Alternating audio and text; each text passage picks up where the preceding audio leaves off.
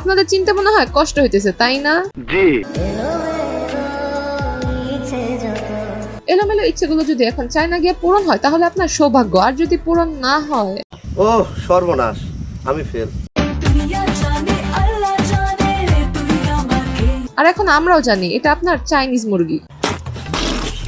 তবে মুরগি বানাইতে গিয়ে আবার নিজেই মুরগি হয়ে যায় না। হাসি খুশির দিন শেষ। তার প্রেমে জাদু আছে কিনা তা তো জানি না, তবে আপনার জাদু আছে, হঠাৎ রূপ পরিবর্তন করতে পারেন। কথা কি ক্লিয়ার না ভেজাল আছে? হ্যালো ভাই brother and sister, welcome to roast Appi. অনেকের হয়তো প্রশ্ন, এত আদর করে চামচ দিয়ে খাই দিতেছে তারপরও কেন মন খারাপ? ওনার মন খারাপ হওয়ার একটাই কারণ, ধরো চামচ দিয়ে বেড়া চেরা লাগে।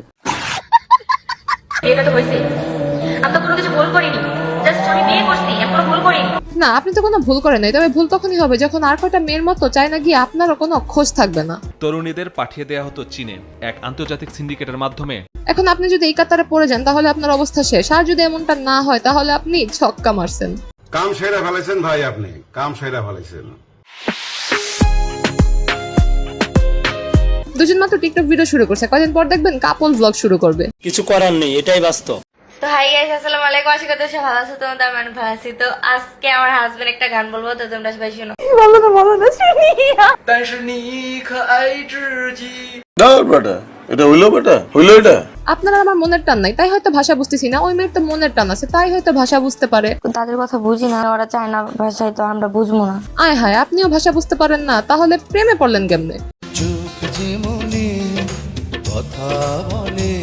ওনার চোখ তো ঠিক মতো দেখাই যায় না, তাহলে আবার চোখের ভাষা বুঝে কেমনে? বুঝলে বুঝপাতা, না বুঝলে।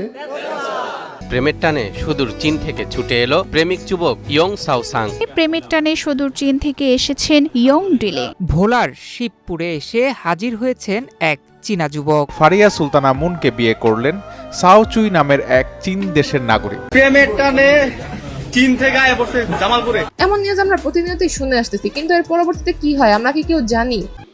না।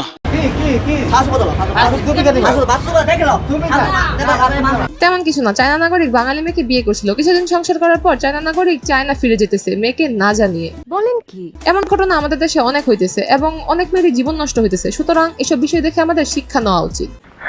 ভোলার সাধারণ এক মেয়ে থেকে চীনের লানজু শহরের রাজকীয় বধূ নাবিয়ার এই যাত্রা নিঃসন্দেহে হৃদয় ছুঁয়ে যাওয়ার মতো। এসব দেখলে সত্যি হৃদয় ছুঁয়ে যায়, কিন্তু বেশিরভাগ সম্পর্কের পিছনে কালো অধ্যায় থাকে, সুতরাং বুঝে শুনে এই সম্পর্ক আগাতে হবে।